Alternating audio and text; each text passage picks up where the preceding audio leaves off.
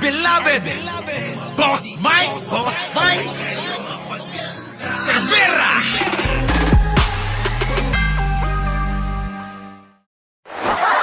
So, eto na mga kababayan, umpisa na natin to. Ha? Nakapag-like and share na ba kayo mga kababayan? Eto na, pasok. Isip ang Marcos administration sa issue ng International Criminal Court. Tandaan na si Pangulong Marcos at si VP Sara Duterte tumakbo sa ilalim po ng umbrella ng Team Unity noong 2022 elections. Bagamat paminsan-minsan ay sumusundot kay BBM si Pangulong Duterte, inasahan ng lahat na by extension, garantisado pa rin ang proteksyon ni Pangulong Duterte mula po sa ICC.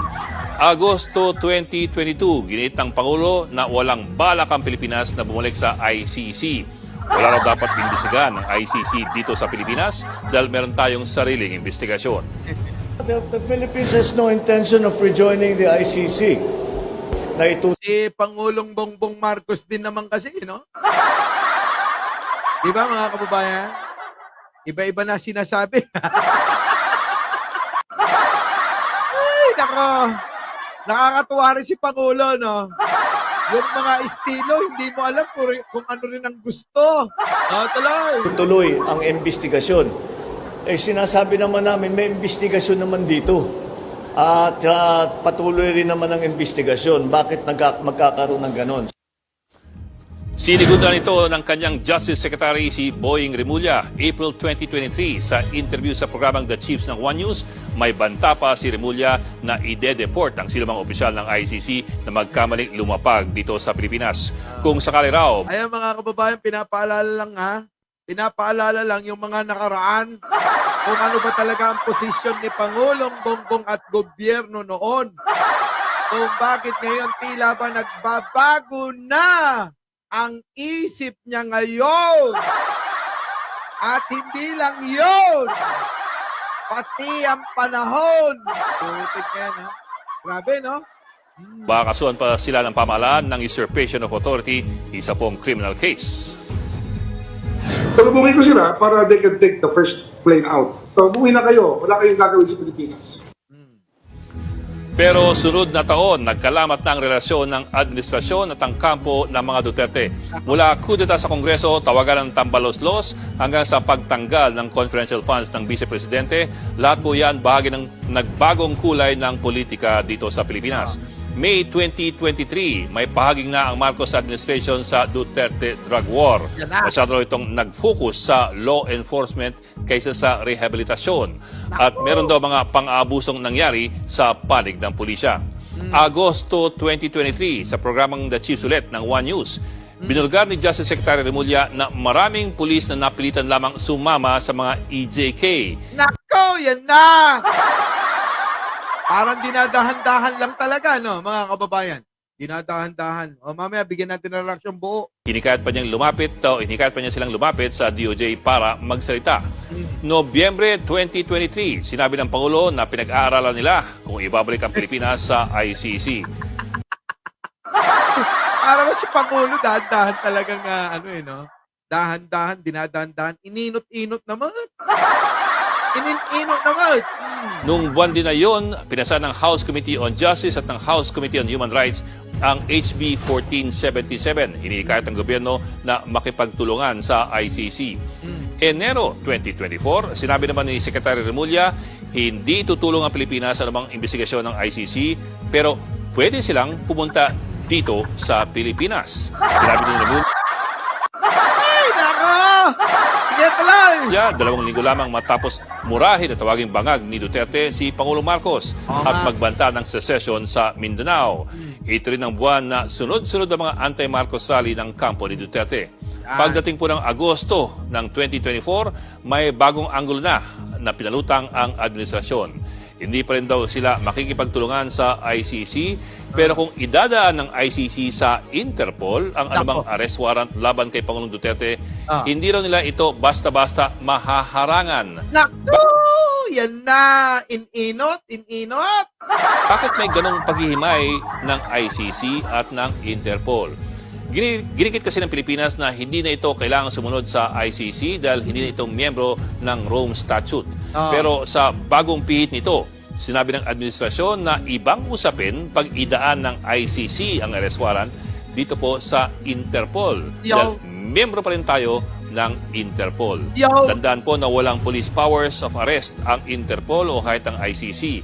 Coordination lamang ginagawa nito sa mga local police forces. Kumbaga, kung meron mang arrest warrant na idadaan sa Interpol, Oo. hihilingin ng Interpol sa Pilipinas na ito mismo ang humuli sa isang suspect. So, PNP or NBI po ang gagawa niyan. Ang gagawa niyang kay Digong. At ngayong Biyernes, ang Malacanang mismo nagsabi o Ayan na! Ayan na! Ayan na! Ayan na! gumalaw ng baso. Sinabi ni Executive Secretary Lucas Bersamin na kung idadaan ng ICC ang arrest warrant sa Interpol, hindi lang ito pag-aaralan ng administrasyon, ayon kay Bersamin, papaboran pa ng Malacanang ang request na ito. Nako! Oh, ibang-iba na, no, mga kababayan, ibang-iba na. Nagbago nga ba ng isip ang Ano, mga kababayan? Oh, balikan natin to. Eto na, mga kababayan, ha. Ready nyo na. Oh, pakinggan nyo. Eto na. Yan na! Nagbago nga ba ng isip ang Marcos administration sa Siyempre, nagbago. Ang liwanag naman eh. Yung sinasabi nila, sabasabali na eh. Di ba? Sabasabali na yung binabaga nila eh. Iba-iba na yung sinasabi, no, mga kababayan. Taloy, kaya nagbago na yan. Ayaw nilang diretse, pero talagang inutay-utay nila si Digong eh. issue ng International Criminal Court? Tandaan na si Pangulong Marcos at si VP Sara Duterte tumakbo sa ilalim po ng umbrella ng Team Unity noong 2022 election. Totoo naman yan, iisa lang. Unity pang-araw. Umasa naman ang karamihan na magkakaroon na tayo ng magandang leader at pamalaan. Pero mga kababayan, sa anumang klase, namithiin hangarin nating lahat, meron pa rin talagang mga inggitero tulad ni Digong. Sa totoo lang, walang ibang sisihin itong si Sara kung bakit nabuko yan at nagkaroon ng iba't ibang kaso. Walang ibang sisi niyan kung hindi yung tatay niyang gunggong. Diba mga kababayan? Walang ibang sisi niya si Sara. Tatay niya may kasalanan. Tuloy. Bagamat paminsan-minsan ay sumusundot kay BBM si Pangulong Duterte, inasahan ng lahat na by extension, garantisado pa rin ang proteksyon ni Pangulong Duterte mula po sa ICC. Yan ang sinasabi ko, pasundot-sundot lang ba yon? Hindi lang pasundot-sundot yung ginawa ni Digong. Niyurakan, nilait, binagsak, kung ano-anong paninirang ginawa niyan. Bakit kanyo? Isang salita niyan, 1 taon, 2 taon, 3 taon nilang binabanatan. Diba, mga kababayan? Sa isang salita ni Digong, dahil maraming minions dyan, maraming alagad. Yung mga alagad niyan, akala mo mga bulate. Kapag nagsalita si Digong, hindi na mapakali. Ganon. Ano nangyari? Social media. Pabrika ng fake news yan. Diba? Kanino galing at sino nagmamay-ari ng pabrika ng fake news? Si Digong yan. Yan ang nangyari. Kita nyo, mga amuyong, banat by Maharlika, kung sino-sino pa. Ano ginawa nila? Pinagkaisan nila si Pangulong Bongbong kahit kahit na trabaho lang ng trabaho yun. Yun po yung totoo dyan. Kaya, mga kababayan, walang ibang sisihin si Sara sa kanyang kinahinatnan, kundi yung kanyang amang, wala talagang kahit kailan pagmamahal sa bayan. Diba? Kaloy. Agosto 2022, ginit ng Pangulo na walang balak ang Pilipinas na bumalik sa ICC. Ayan na. Noon ayaw. Ayaw talaga ni Pangulong Bongbong. Bakit? Bilang respeto sa matandang gunggong na yon. Pero mga kababayan kasi, yung sobrang kabaitan ni Pangulo, may limitasyon yon. Hindi habang panahon abay magbabait-baitan sa harapan nyo yan. Kita nyo, hindi nyo namamalayan, parang uleg lang. Diba? Hindi nyo namamalayan, parang uleg lang yan. Aba, nandiyan na at tutuka na lang bigla. Diba, no? Mga kababayan, ano? Parang uleg. Tuloy. Wala raw dapat imbestigahan ng ICC dito sa Pilipinas dahil meron tayong sariling investigasyon. Ay, yan yung sinabi nila noon. Yan yung binabagan nila noon. Diba? Noon yun. The Philippines has no intention of rejoining the ICC na itutuloy ang investigasyon. Kung pananama lang sabi niya lang yan. Sinasabi naman namin may investigasyon naman dito. At patuloy rin naman ang investigasyon. Bakit magkakaroon ng ganon? Sinigudan Yan yun, mga kababayan, yung mga sinasabi ni Pangulong Bongbong, tapos yung sinasabi niya ngayon na ayaw niya doon saan? Sa impeachment ni Sara? Nagkakamali kayo dyan. ito ng kanyang Justice Secretary si Boying Remulla, April 2023. Sa interview sa programang The Chiefs ng One News, may banta pa si Remulla na ide-deport ang sinumang opisyal ng ICC na magkamaling lumapag dito sa Pilipinas. Ayan na nga mga kababayan Kahit si Boying, sinusugundahan si Pangulo Diba? Anong ulag? Ulag, ahas ba? Ahas. Biglang nanunuklaw. Aloy. Di ba si Boying? Ganyan din. Kung ano-ano sinasabi, hindi kami makakipagkaisa dyan. Baka nga kasuhan pa namin yan. Kung pananamat Di ba? Sabi niya lang yun. Pero, sige, tuloy natin.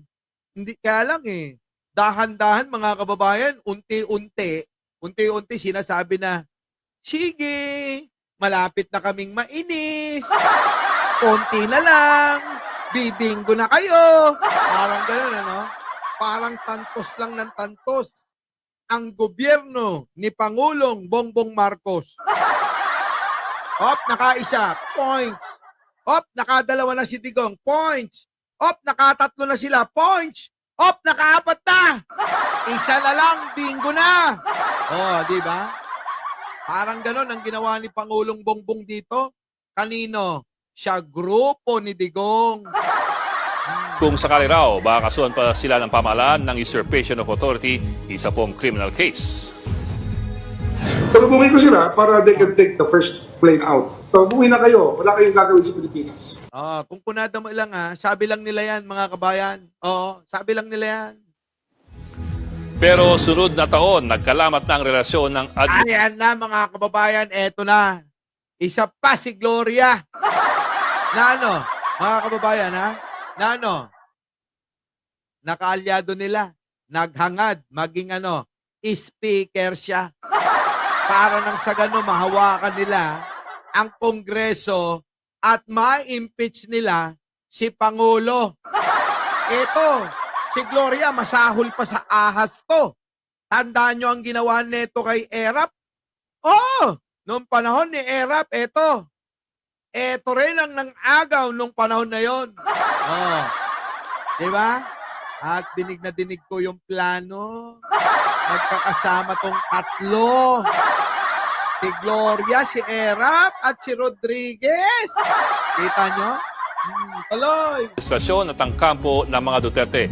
Mula kudeta sa Kongreso, tawagan ng tambalos-los hanggang sa pagtanggal ng confidential funds ng Vice Presidente. Lahat po yan bahagi. Bakit tinawag na tambalos-los? Etong napakabuting speaker na to. Kasi mga kababayan, nasira yung plano ni Sara Duterte at ni Gloria at ng tatay niyang pilantod. Yun po yung katotohanan dyan. Nasira yung plano nila Akala nila talagang magiging speaker si Gloria nung naulinigan, hindi nila alam na matatalino ang Romualdez Marcos na yan. Ano nangyari mga kababayan? Insan, wag tayong pumayag na si Aling Maliit ang maging speaker. Baka isang buwan lang, ma-impeach ka na ng mga yan. Kita nyo? Grabe, no, mga kababayan, ano? Sino may kasalanan? Ito.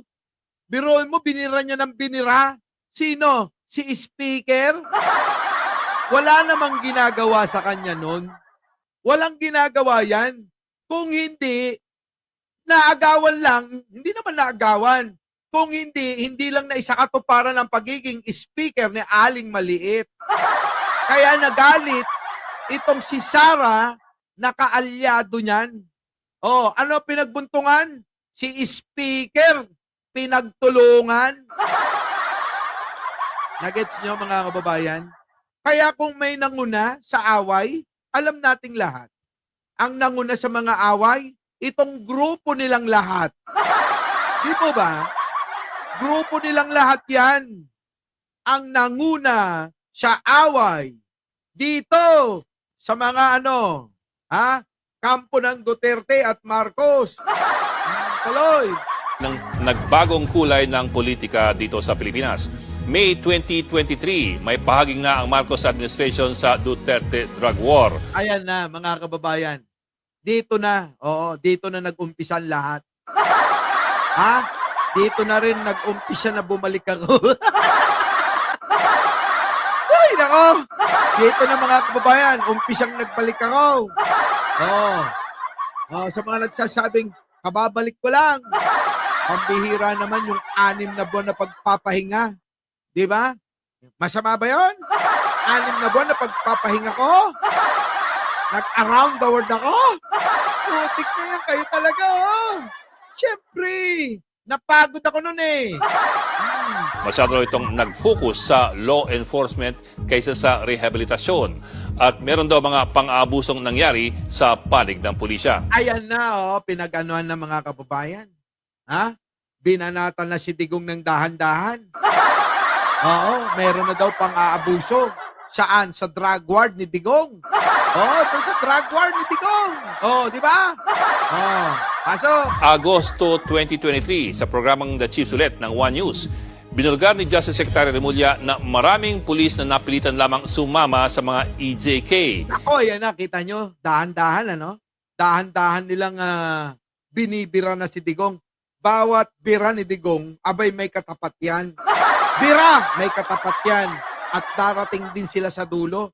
Ang dulo niyan, mga kababayan, lagi natin ito sinasabi mula nung bumalik ako. Ang dulo si Digong, huhuli ng ICC at ikukulong. Diba? Yun at yun yan. Eto na nangyayari na. Mga kababayan, nangyayari na, hindi nyo na mapipigilan yan. Kahit magsama-sama pa kayong lahat. Lahat kayong mga vlogger, mga supporter, puro kayo bastos. Magsama-sama kayo, magsisigaw kayo sa harap ng EDSA Shrine. Di na kayo nahiya. Sigaw kayo na sigaw, mura kayo ng mura. Samantalang nasa harapan nyo, simbahan. Di ba?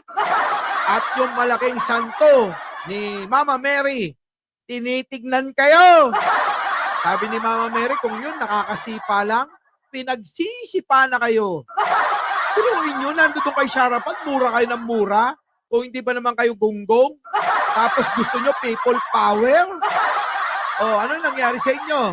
People power. Sigaw kayo ng sigaw, mura kayo ng mura. Kung di ba naman kayo mga tanga? Di ba? Liting ko lang.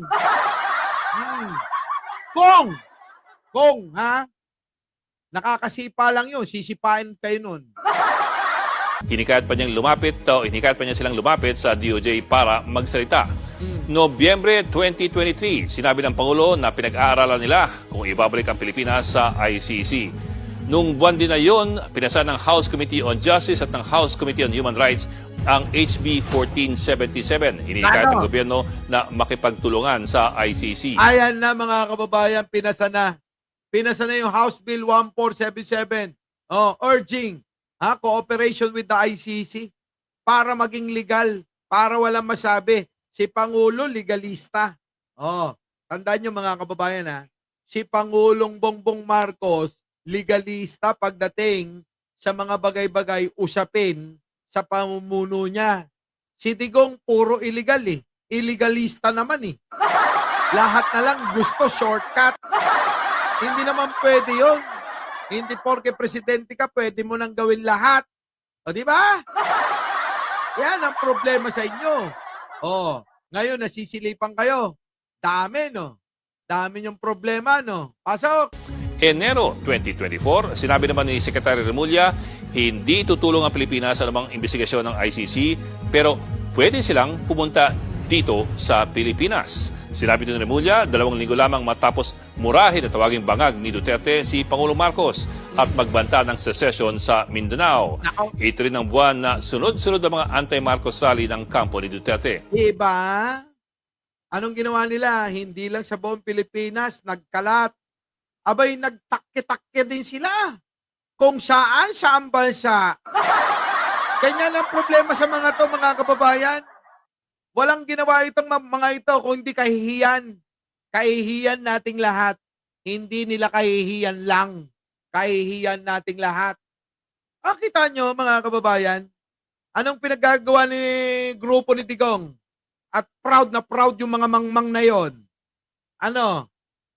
Rally rito, tira kay Pangulo, banat ng kung ano-ano. Ano sabi nila? May drug addict tayong Pangulo.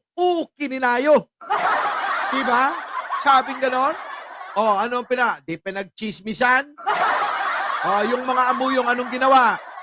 Anong ginawa? Sabi nila, ay, nako, may drug addict tayo. Bangag, addict, ganon-ganon. Diba, paulit-ulit nila sinasabi yan. Tapos nung minsan may nagtanong na vlogger dyan. Sabi, PRRD, tokininam kung tarang ka.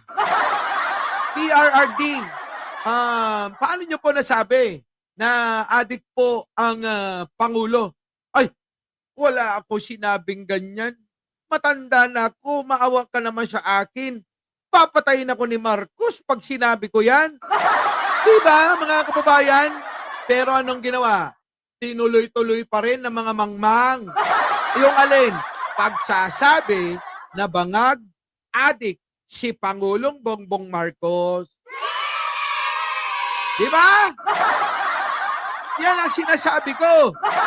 Hindi nila maiintindihan kung ano yung totoo kay Pangulo. Kasi nga, etong si Digong, asyumera lang to. Diba? Pagdating po ng Agosto ng 2024, may bagong anggulo na pinalutang ang administrasyon. Hindi pa rin daw sila makikipagtulungan sa ICC, pero kung idadaan ng ICC sa Interpol ang anumang arrest warrant laban kay Pangulong Duterte, hindi raw nila ito basta-basta mahaharangan. Nako, yan na, bigla na naman nagbago. Hindi na daw nila mahaharangan yung yung ICC. Noong 2024 yan, bakit? Abay, bira sila ng bira eh. Sabi ko nga sa inyo, bawat bira ng kampo ni Duterte, nilabas na nila. Kahit yung kop-kop, di ba? Nabisita ni Maharlika. Na nakita daw, nag-alok daw, ng ganon. Ito, walang-wala na. Pati kop-kop, nilalabas na nila. Para lang makatira. Ibig sabihin, yung mga wala ng kwenta yung buhay, yun yung ginagawa nilang Paul Guy. Tama, mga kababayan? Kita nyo, meron bang epekto yung paglabas nung isang babae na na galit na galit? Oo, sa isang ex niya. Kilala nyo na kung sino? Yung bisita na pati yung mga anak ni Pangulong Bongbong Marcos, pinagbintangang gumagamit yung mga yun. Pero pag kwinenta nyo naman yung mga panahon, nung sinasabi niya, puta, minor de edad pa lang yung mga anak ni Pangulo na yon. Hindi ba kayo nagkukwenta? Di ba, Regina? Servo, thank you naman ha. Sana oil. Di ba? Kilala ko yan. Di ba, mga kababayan? Yan po yun. Kapag itutugma nyo yung panahon nung sinabi niya yon, malayong malayo. Dahil yung mga anak ni Pangulong Bongbong, si Sandro, minor de edad pa rin yun. putik na yan, oh. Ato na. Bakit may ganong paghihimay ng ICC at ng Interpol? Yan. Ginikit kasi ng Pilipinas na hindi na ito kailangang sumunod sa ICC dahil hindi na ito miyembro ng Rome Statute. Pero sa bagong pihit nito, sinabi ng Bagong pihit. Alam niyo ibig sabihin nun? Bagong pihit nito. Pagmamaniobra. Bagong estilo. Si Pangulong Bongbong Marcos, ano? Iba rin ang laman ng ulo. Oo, mga kababayan. administrasyon na ibang usapin pag idaan ng ICC ang arrest warrant dito po sa Interpol. So ano pagkakaiba nun? Tanong ko sa inyo. Kung ang ICC, hindi nila pagbibigyan na mag-issue ng warrant kay Digong. Hindi daw nila pagbibigyan, pero ang usapin kapag dumaan daw sa Interpol. Hindi nila po pwedeng hindi pagbigyan o hindi nila asikasuhin. So tanong, ano pagkakaiba nun? Diba? Ano pagkakaiba nun? Yan yung tanong na hindi nila magets. Tuloy. Dahil miyembro pa rin tayo ng Interpol. Tandaan po na walang police powers of arrest ang Interpol o kahit ang ICC. Coordination lamang ginagawa nito sa mga local police forces. Kumbaga, kung meron mang arrest warrant na idadaan sa Interpol, hihilingin ng Interpol sa Pilipinas na ito mismo ang humuli sa isang suspect. So, PNP or NBI po ang gagawa niyan. Nako, yan na. Delia Sakoko, thank you naman. Oo. Super sticker. Mga kababayan? Patay na, mga kababayan. Alam nyo na. Ang mga pulis pa rin natin at ang militar ang huhuli dyan kay Digong. Sana, huwag magpatay-patayan. Diba? Kasi yun na lang yung huling magagawa niyan. Ang magpatay-patayan pag nandyan na ang warrant galing sa ICC, dinaan sa Interpol, at ibinigay, humingi ng tulong sa PNP at AFP. At pag sinerve na kay Digong, yung warrant na yon, wala na siyang magagawa. Isa na lang, magpatay-patayan.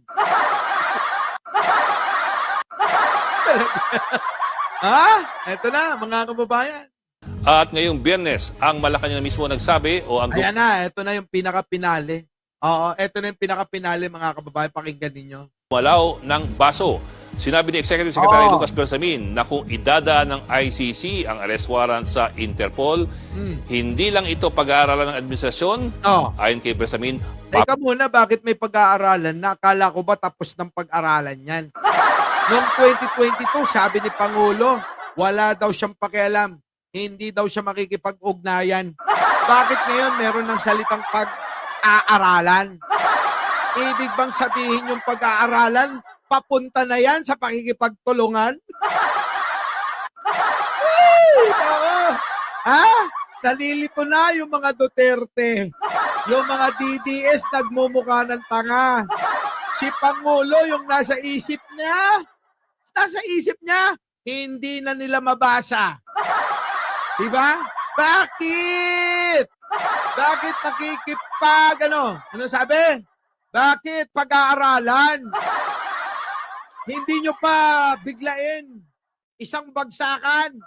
Sabihin nyo lang, mga kababayan, sabihin lang nila, sabihin lang ni Pangulong Bongbong Marcos, okay na yan. ICC, pumasok na kayong lahat. Dapat ganun di ba? Dapat ganun. Pero mga kababayan, parang hindi dinadahan-dahan talaga ni Pangulong Bongbong Marcos para mas lalong manginig ang itlog ni Digong. Tuloy. Ito na. paboran pa ng Malacanang ang request. Malaw ng baso. Sinabi ni Executive Secretary Lucas Bersamin na kung idadaan ng ICC ang arrest warrant sa Interpol, hindi lang ito pag-aaralan ng administrasyon. Ayon kay Bersamin, papaboran pa ng Malacanang ang request na ito. Naku! Sinabi ko sa inyo papaboran daw. papaboran daw ng Malacanang. Nako, hindi lang daw kahit pag-aralan pa, papaboran ng araw. Paano ka na, Digong? Sino na maghihele sa anak mo? Wala nang taga-hele. Bigay mo na lang kay Bato. Total, matatalo na si Bato. Wala nang gagawin yun. To, edi, ihabilin mo na. O, Bato, baka pwede mo namang kunin yung paghahabilin ni Digong para sa pag-aalaga sa anak niyang, si Fiona. Naiyakin, ano? Ha? Si Fiona ang iyakin. Our beloved Boss Mike Cervera.